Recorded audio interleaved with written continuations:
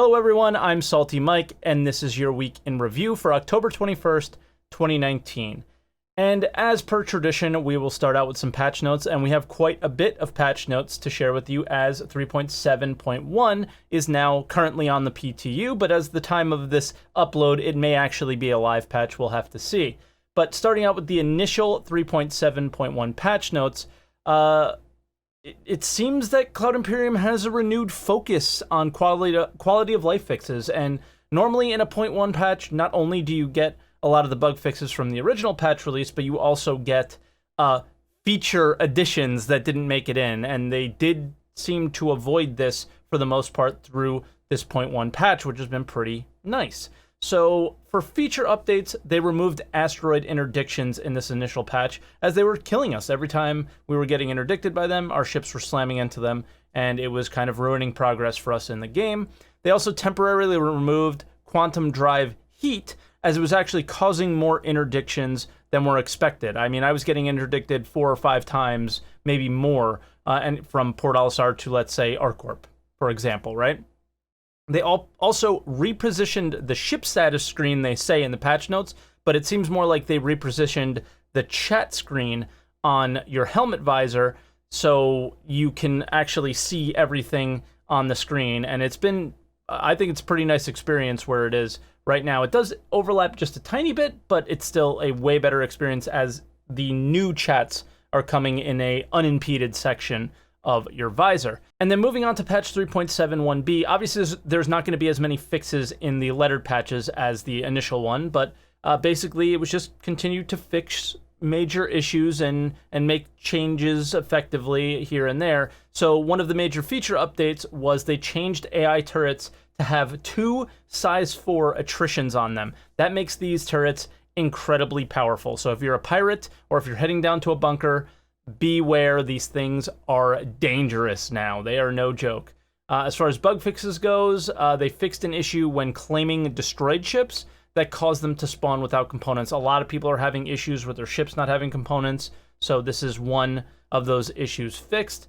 And then for the final patch of the week is 3.7.1c, and this patch unfortunately brings a wipe. And that 100% or almost 100% would confirm that when 3.7 live switches to 3.7.1, all of the progress you made in 3.7 is likely to get wiped. And that's super unfortunate, but you can tell throughout this entire patch cycle that the goal was to avoid this. But because of the last bug fix that I mentioned with ships being without components, as well as there's another thing where players' accounts that are supposed to have the UEC based off of their ship purchases, they're having just starting UEC. There's a lot of like corrupted data, so I assume they needed to reset the database and kind of start over yet again, unfortunately. So unfortunate, but cross our fingers for 3.7.1 to 3.8. We will have our progress stay, at least with UEC and ship purchases like they had mentioned in that Star Citizen Live about a month ago.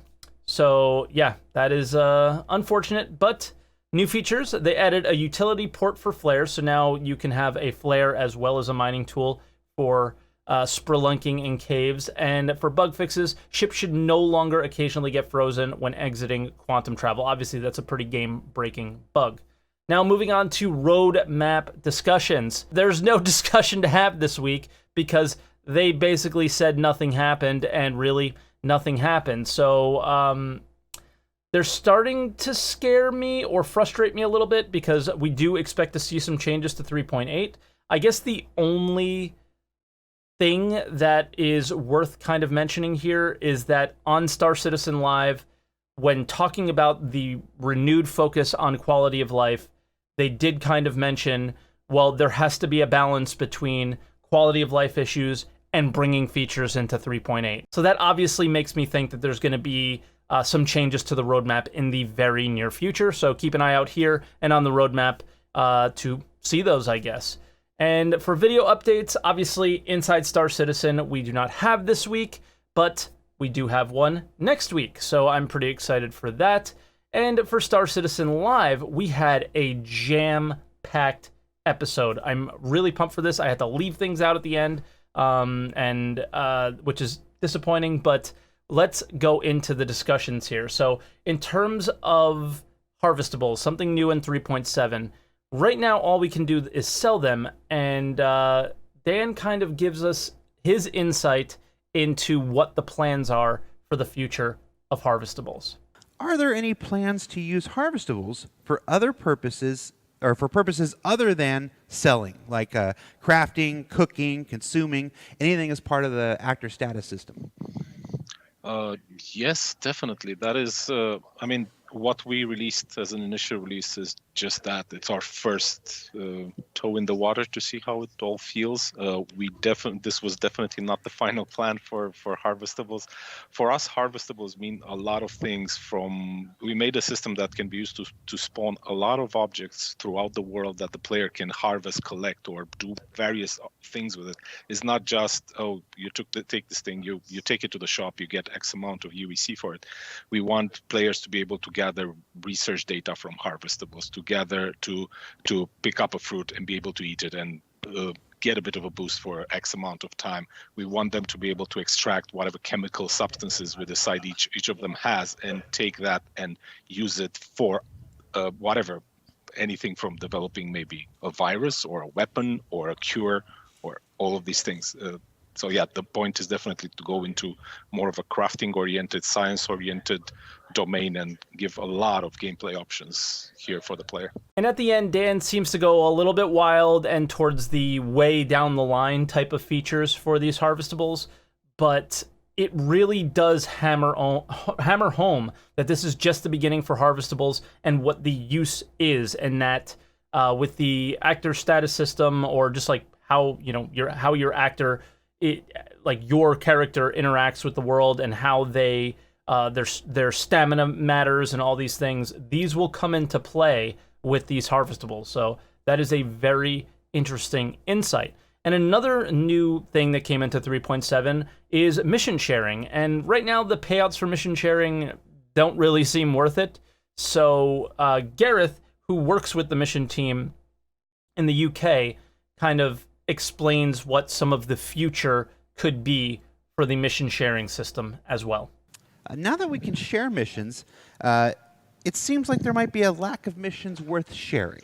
Is that something you'd agree with? And if so, what are we doing about that? Well, I would agree to an extent. So we have about 206 missions in the mission broker right now, I think, including like some variants of the same stuff going on. But the thing with mission sharing is it's a new feature, right? So if we made missions revolving around mission sharing before we had it, right, we would they wouldn't be very fun, because there'd be single player missions and you'd be being destroyed and it would suck. So now that we have mission sharing, moving forward into the future, we can make missions that have the main goal is to be shared, so that you can have larger, probably harder missions to enjoy with your friends. Mm-hmm. And obviously this is a brand new system that they're just putting in, and he explains it doesn't make sense to have a mission sharing system, or a mission that is meant to be shared before the mission sharing system went in. So now they're going to start working on those things. And one thing that they also mentioned in the video later on is that they do intend to do some UI updates to make it very clear that this mission is meant for multiple players, or maybe this mission requires a multi-tool, something like that as well, going into this. So very cool, something I'm very, very excited about. Now, speaking of the multi-tool, there's now a new functionality in 3.7 with the mining attachment, and a question got asked about what the future of the mining tool is from here. Dan, will the multi-tool get additional functionality in the future, and can you tell us about it if so? Yes, I'm sure it will get more functionality. I can't give a lot of details. The stuff is still in flux, but I know we're looking into. I think the first one on the list will be more of a tractor beam functionality. So we'll be able to, let's say we have a crate on the floor, I'll be able to point my multi-tool at it and activate tractor beam, and now I have it connected to my gun, and I can move it forward, backwards.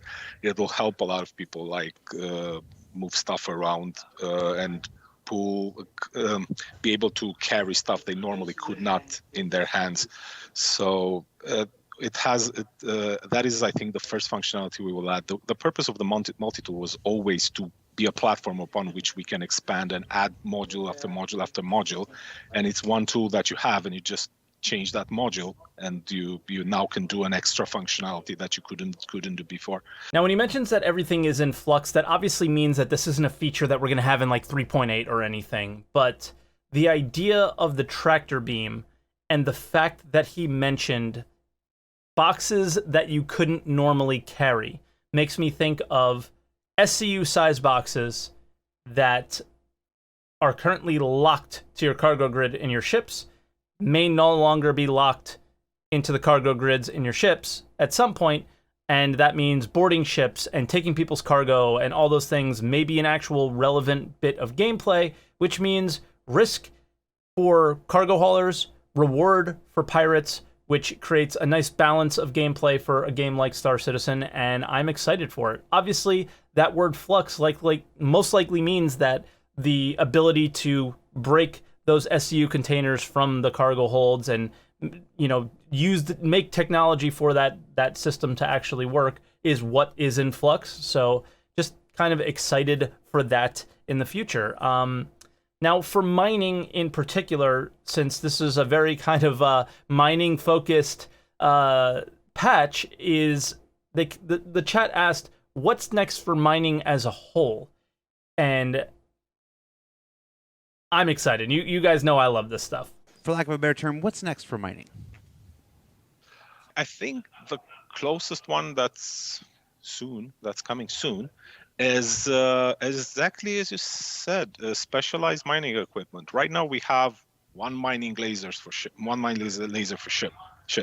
and we have that's all it can do. It does one thing, it does it well, but there's no variation there. We want to add more variation to rocks, and automatically we want to add more variation to the lasers you can equip. So if we add a rock that has a resistance, I don't know, let's say it goes over 90%, the current prospector will not be able to scratch it. It cannot pump enough power into it in order to break that rock. The idea is to provide a laser that will lower the rock's resistance, and it will be able to transfer the power, enough power to break that rock. Obviously, it's going to come with some downsides. It's either going to cost more if it's better, or it's going to cost the same, but then it introduces a lot of instability into the rock, so it makes the process harder. You might have another laser that makes instability very low, but then it raises the resistance or raises some other parameters. Then it could make your the time it takes for the rock to charge up and actually fracture correctly a lot longer. The idea of new lasers is really cool because there are some rocks in the verse right now that require multiple people to break them, as well as bringing in new lasers brings more fun for the solo player, but could also create more interesting gameplay for the party player, as far as, okay, you bring this type of mining laser, I'll bring that type of mining laser, you mine these kind of rocks, I'll mine these kind of rocks, or if we come across this rock, we can use yours, if we come across, so it's pretty interesting. But he also goes into a whole nother kind of interesting feature to add on top of mining, and it's consumables. Also, we're looking into having something a bit more short-term, where a laser is long-term, and you make an investment, and that is the laser you have right now for that ship. We have something more short-term. Think about it, how the med pen is for FPS, where this happened, so I react to it, and I use the med pen, and I get a bit of health back, and I'm good now. I can continue. Consider the same with the mining laser. We can have a thing where the rock is about to blow because you messed up, or let's say you had a lag spike, because it can happen. It's a very common occurrence for the players. It had a lag spike, and suddenly now you're in the red. It's like, we will have some consumables that allow you to you activate them on the laser, they get injected into the rock, and it kind of diminishes some of that, or makes it decay for a lot faster for, let's say, 30 seconds, or doubles the power of your laser for 20 seconds.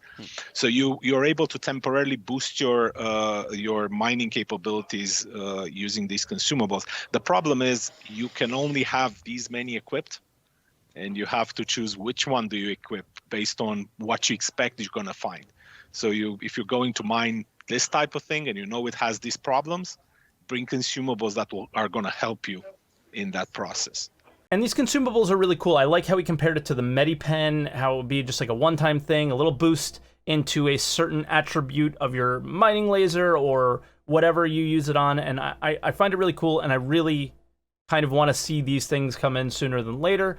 But I'm interested what you guys think. The fact that he's talking about adding on to the mining system rather than building out the salvage system or any other types of gameplay in Star Citizen. I'm curious what you guys think about that. Obviously, I love mining in the game, so this is exciting for me. But people that are looking for things like exploration and stuff like that, not hearing about those things as much is still a little unnerving as well. So curious what you guys think about that. Moving on to kind of more mining-related stuff, they talked about refining. And yeah, just have a listen. This is really interesting. One other thing, I forgot to mention this. It's a bit, I would say, maybe further down the line, but not by much. We're looking into refining. So refining is also going to be something. It's not mining, but it's what you do with the spoils from mining. Yeah. So you take this raw ore thing. Right now you get this mixed material that doesn't pay up that well because it's mixed with everything. You have impurities in there, inert material. You have diamonds mixed with gold, mixed with agricium, and you want to separate because for each of them, if you have it clean, 100% purity, then you can sell it for way more. This is where refinery comes in. You can go to a refining station and create like a refining job that gets processed over time. Some of them might take 5 minutes, some of them might take 1 week. These happen while you're not online. You can log out of the server or go do something else. The station will work for you. Obviously, you have to pay the station, and then it takes about a bit of time. You take your profit back, and hopefully you make a run to another station where you get to sell it before you get shut down and your cargo gets stolen. So obviously refining has come on and off and moved around the roadmap for a while, and I believe it's not even on the roadmap at this point, but this was really cool to me. It was interesting. It's different that you would bring your ore to a refiner, and the amount of time it could take could be an incredibly long time where you go and drop off your ore and you come back later to pick it up, and you don't even have to be online. It's a timer that runs. I found that like an interesting dynamic, an interesting way to play the game. Curious how it's going to be. Curious what your thoughts on it. But yeah, I mean, pretty cool, pretty different. So I like it. I like it a lot. Honorable mentions, because if I played video for every little thing that they said in this Star Citizen Live, we would have a very, very long video. So honorable mentions are, like I mentioned earlier in the video, a renewed focus on quality of life. The next for caves is big entrances for ships to come down, ground vehicles to drive into. They want more caves on planets, but it's a limitation due to not having server-side OCS yet.